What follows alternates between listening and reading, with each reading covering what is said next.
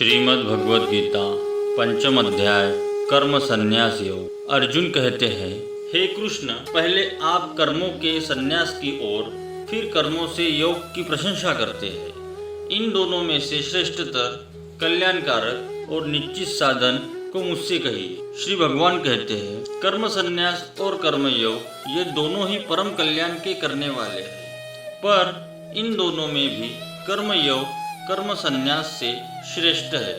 हे वीर अर्जुन, जो न किसी से द्वेष करता है और न किसी की आकांक्षा करता है, उस कर्म योगी को सदा सन्यासी ही जानना चाहिए, क्योंकि द्वंद्व से रहित पुरुष सुखपूर्वक संसार बंधन से मुक्त हो जाता। कर्म संन्यास और कर्म योग को अज्ञानी ही अलग अलग फल देने वाले कहते हैं, न कि ज्ञानी जन, क्योंकि दोनों में से एक में भी ठीक प्रकार से स्थित पुरुष दोनों के ही फल को प्राप्त होता है। ज्ञान योगियों द्वारा जो गति प्राप्त की जाती है, कर्म योगियों द्वारा भी वही प्राप्त की जाती है। इसीलिए जो पुरुष ज्ञान योग और कर्म योग को एक देखता है, वही ठीक देखता है। परंतु हे अर्जुन, कर्म योग के बिना संन्यास कठिन है और कर्म योग में स्थित मुनि परम ब्रह्म को शीघ्र ही प्राप्त हो जाता है। अपने मन को वश में करने वाला, जितेंद्रिय, विशुद्ध अंतकरण वाला और सभी प्राणियों को अपना आत्मरूप मानने वाला कर्म योगी कर्म करता हुआ भी उससे लिप्त नहीं होता। तत्व को जानने वाला यह माने कि मैं कुछ भी नहीं करता हूँ, देखते हुए भी, सुनते हुए, स्पर्श करते हुए, सुनते हुए, खाते हुए, चलते हुए, सोते हुए, सांस लेते हुए, बोलते हुए, त्यागते हुए, ग्रहण करते हुए तथा आंखों को खोलते बंद करते हुए भी सब इंद्रियां ही अपने अपने कार्यों में लगी है, ऐसा धारण करे। जो पुरुष आसक्ति रहित होकर सब कर्मों को ब्रह्म द्वारा होने वाला जानकर करता है, वह पाप से उसी प्रकार लिप्त नहीं होता जैसे जल से कमल का पत्ता।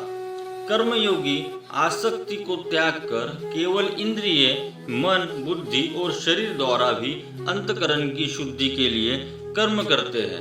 कर्मयोगी कर्मों के फल का त्याग करके सदा रहने वाली शांति को प्राप्त होता है और सकाम पुरुष कामना करने के कारण उस कर्म के फल में आसक्त होकर बनता है। अंतकरण को अपने वश में करके सब कर्मों को मन से त्याग कर न उन्हें करते हुआ और न करवाते हुए ही नव द्वारे वाले शरीर रूपी घर में योगी सुखपूर्वक रहे। आत्मा मनुष्य के न तो कर्तापन की, न कर्मों की और न कर्मफल के संयोग की रचना करता है, किंतु इसमें स्वभाव ही कारण है।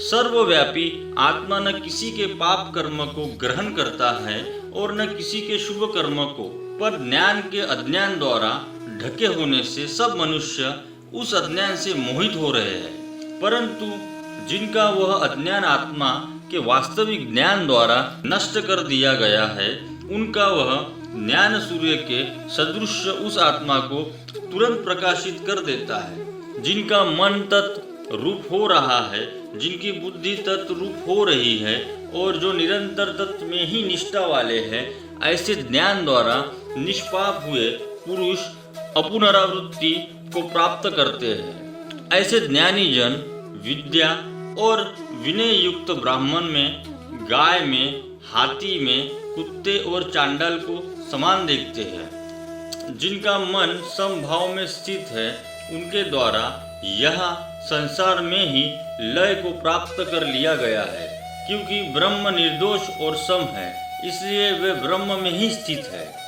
जो प्रिय को प्राप्त होकर हर्षित नहीं होता और अप्रिय को प्राप्त होकर उद्विग्न नहीं होता, वह स्थिर बुद्धि, संशय रहित, ब्रह्म को जानने वाला पुरुष परम ब्रह्म में नित्य स्थित है। बाहर के विषयों में आसक्ति रहित अंतकरण वाला साधक आत्मा में स्थित आनंद को प्राप्त होता है।